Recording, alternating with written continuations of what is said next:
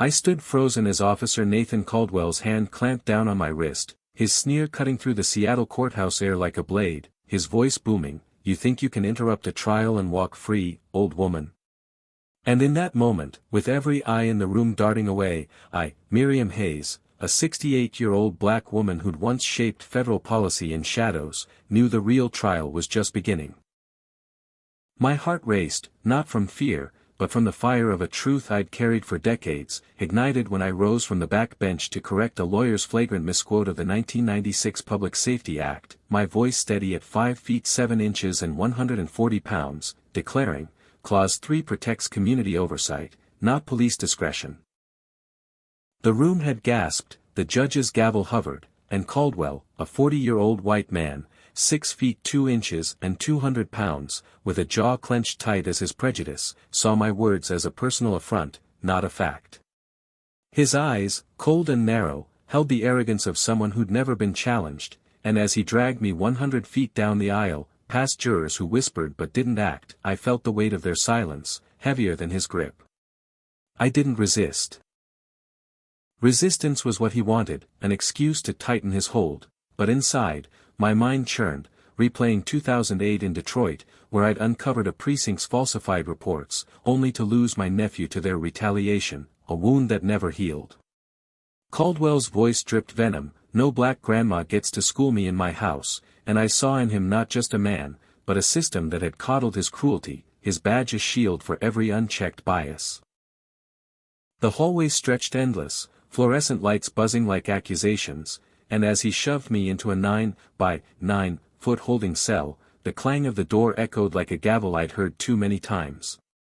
I sat, hands folded, my gray braid resting against my shoulder, and met his glare with a quote from the 2003 Civil Rights Code, my voice calm but sharp enough to make him flinch. He didn't know I was once Agent Zephyr, a strategist for a classified DOJ task force, my records erased to protect the truths I'd unearthed.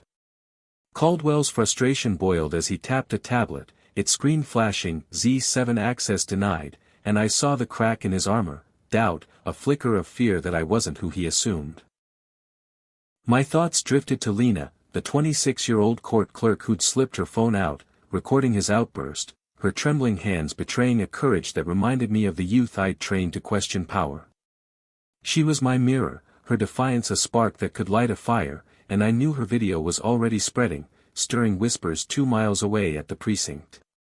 Caldwell paced, his boots scuffing the floor, his pride wounded by my silence, and I sensed his past. A man who'd climbed ranks by silencing others, his 2008 Detroit reprimand buried under commendations, a history he thought forgotten but I remembered. The cell felt small, but my resolve grew larger, fueled by the faces of those I'd fought for, their names etched in my heart. I wasn't here by chance, I'd chosen this moment, knowing a single truth could unravel a lie. Lena's voice echoed faintly outside, arguing with a guard, and I pictured the crowd gathering, their signs demanding justice, a new movement born from one act. My ring, engraved with Z7, glinted as I shifted, a reminder of the oaths I'd sworn, and I knew Caldwell's world was about to tilt. 30 minutes, that's all it would take for the FBI to arrive, for the system he trusted to betray him, and for the silence he'd weaponized to turn against him. The clock ticked, each second a drumbeat, and I sat taller, ready for the storm I'd summoned, my voice the spark that wow. I sat on the cold metal bench in the Seattle Precinct's 8-by-10-foot holding cell, my hands clasped as if anchoring my resolve, the air thick with the scent of old concrete and unspoken truths, while Officer Nathan Caldwell's shadow loomed outside the bars, his fingers stabbing at a tablet that refused to yield my identity. The silence between us wasn't empty. It was a battlefield, each second stretching like a taut wire, and I, Miriam Hayes, felt its weight pressing against my 68-year-old frame, 140 pounds of memory and defiance. I didn't speak, not yet, but my mind raced, weaving through the echoes of 2008 in Detroit, where I'd stood as Agent Zephyr, exposing a precinct's falsified arrests, only to watch my nephew's life unravel under the system's wrath, a wound that pulsed now, urging me to stay sharp. Caldwell's voice broke the quiet, sharp and jagged. "You think you're clever, quoting laws like you own this place. But his eyes betrayed a flicker of unease, a crack in the armor of a man who'd built his career on silencing voices like mine. I met his gaze, steady and unyielding, and recited a line from the 1999 Police Accountability Act, my voice low but clear, unlawful detainment without evidence violates Clause 12, and watched his jaw tighten, his certainty fraying as the tablet flashed, Z7 protocol, access denied, for the third time. He didn't know that code marked me as untouchable, a relic of a federal task force buried deep in classified files, my existence erased to protect the truths I'd uncovered. My thoughts drifted to Lena, the young clerk whose courage had sparked this moment, her video of Caldwell's outburst now spreading across X, 2 miles from this cell, where I imagined her pacing, her 5 feet 5 inches frame trembling with the weight of what she'd unleashed. I pictured the crowd outside, 250 strong, their chants rising like a tide, demanding my release, their signs scrawled with #FreeMiriam in bold marker, a movement born from a single act of defiance. Caldwell paced, his boots scraping the floor, his frustration a living thing, and I saw him not just as an officer, but as a man haunted by his own history. Detroit, 2008, where he'd been reprimanded for excessive force, a report I'd read in classified briefings, buried under promotions he didn't deserve. His pride was a fragile thing, built on the assumption that men like him, 6 feet 2 inches and 200 pounds, could dictate truth, but I knew better. Truth doesn't bend, it waits. My ring, etched with Z7, caught the dim light as I shifted, a reminder of the oaths I'd sworn, and I felt a quiet strength settle over me, not just for myself, but for the names etched in my heart, those silenced by systems Caldwell served. A new sound reached me, a phone ringing, sharp and insistent, from the precinct's control room, and I heard a junior officer stammer. They asked if she's secure, his voice tinged with fear, as if the caller held power beyond his rank. I knew who it was, or what it represented, my old allies, shadows who'd never forgotten me, preparing to move. Caldwell stormed back, his face flushed, demanding, "Who are you, really?" But I only smiled, a small, knowing curve of my lips, and said, "You'll know soon enough." My thoughts turned to a new idea, a project I'd whispered to activists years ago.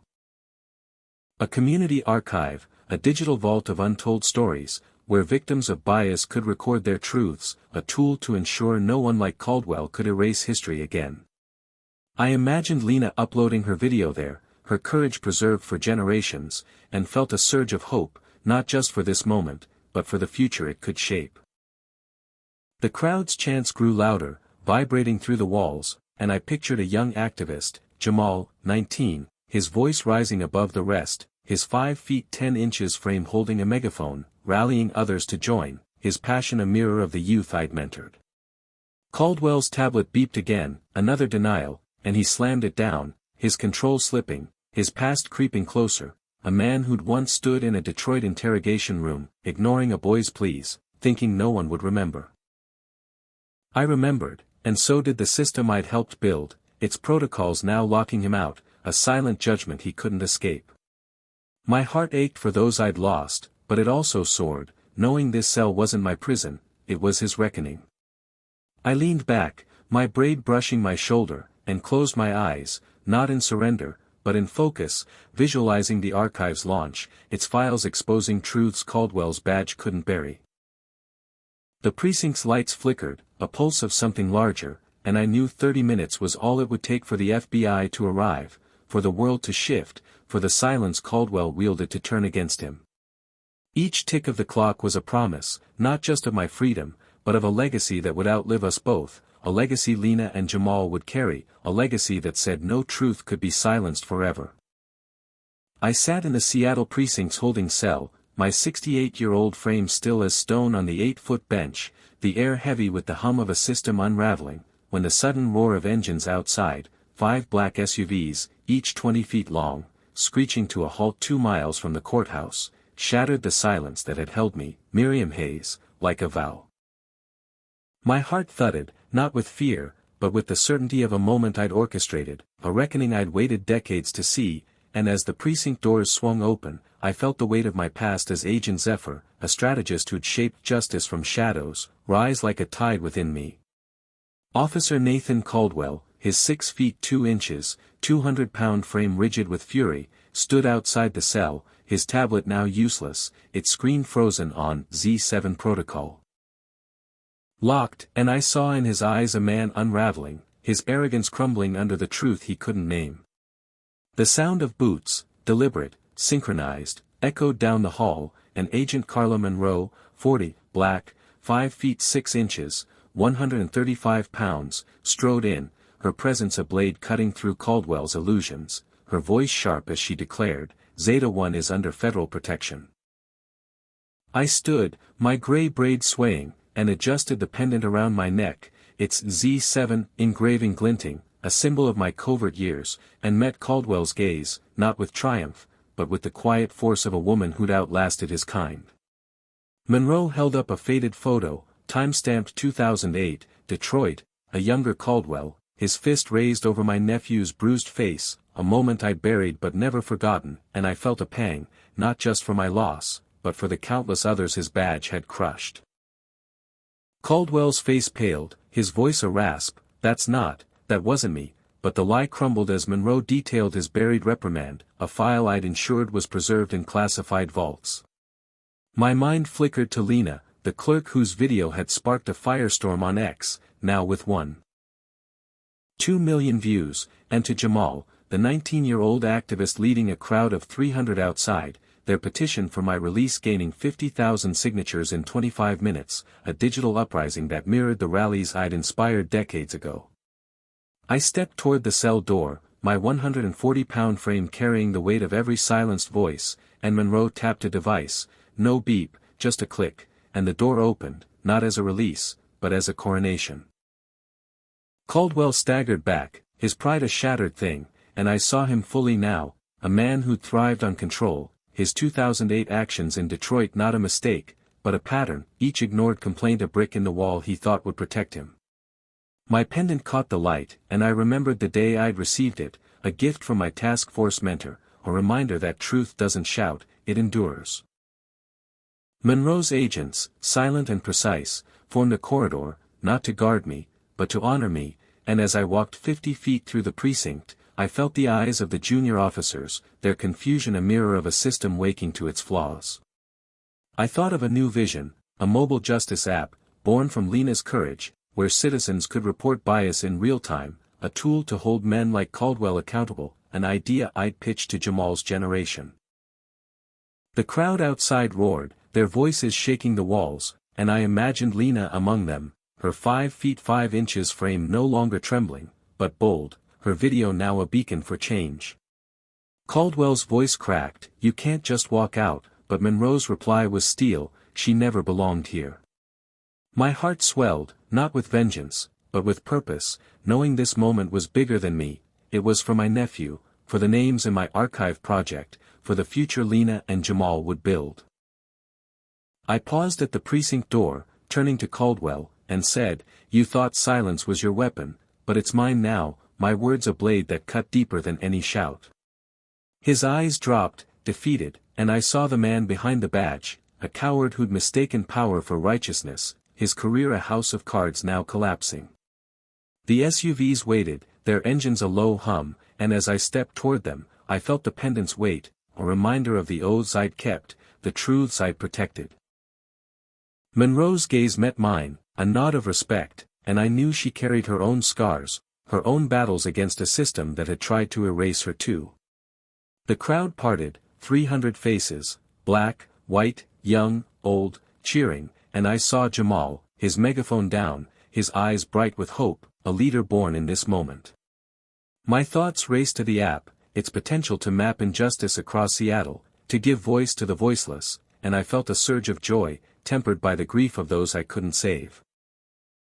30 minutes had passed since my arrest, but it felt like a lifetime, and as I approached the lead SUV, I knew this wasn't the end, but a beginning, a storm that would shake the foundations Caldwell had built, a storm that would demand more than silence, a storm that would rewrite justice itself. I stood in the 70 by 50-foot chamber of Seattle City Hall, 3 miles from the precinct where I, Miriam Hayes, had been held just days ago, my 68-year-old heart pounding with the weight of a moment I'd both dreaded and dreamed of, as I faced a panel of city officials and a room of witnesses, their eyes fixed on me, not with pity, but with a hunger for truth that made my 140-pound frame feel like it carried 1,000 stories. The air was thick with anticipation, the kind that follows a storm, and as I adjusted the pendant around my neck, its Z7 engraving a silent testament to my years as Agent Zephyr, I felt the echoes of 2008 Detroit, where my nephew's life was stolen by a system I'd tried to fix, urging me to speak now, not for vengeance, but for justice. Officer Nathan Caldwell sat across the room, his 6 feet 2 inches, 200-pound frame slouched, his badge, 2 ounces of metal that had once defined him. Now resting on the table, stripped of its power, his face a mask of defiance crumbling under the weight of exposure. The panel leader, a woman with steel-gray hair, read a decree, her voice flat but final. Officer Caldwell is relieved of duty, effective immediately, and I watched him flinch, his hands trembling as he surrendered his ID, a 3-inch card that held a younger, prouder version of himself. My thoughts churned, not with satisfaction, but with a deep sorrow for the man he might have been, a man who'd chosen in 2008 to ignore a boy's cries, a choice that had led us here, to this reckoning. I stepped forward, my voice steady, saying, "Justice isn't served until silence is broken, until we name the harm and rebuild what's been torn," and the room leaned in, not just to my words, but to the truth they carried, a truth Lena's video, played now on a screen, had amplified, its grainy footage of Caldwell's scorn sparking gasps and murmurs. Lena, 26, stood in the back, her 5 feet 5 inches frame straighter now, her courage no longer hidden, and I felt a surge of pride, knowing she'd joined a restorative justice workshop I'd proposed, a program where officers and communities could face past harms together, a new idea born from this moment. Caldwell's eyes met mine, and I saw not just anger, but fear. A man who'd built his life on control, now facing a mirror he couldn't shatter, his 2008 reprimand now public, his pattern of bias laid bare. My mind drifted to a public art installation, a 40-foot mosaic planned for Pike Place Market, depicting hands breaking chains, funded by donations sparked by Jamal's petition, now at 75,000 signatures.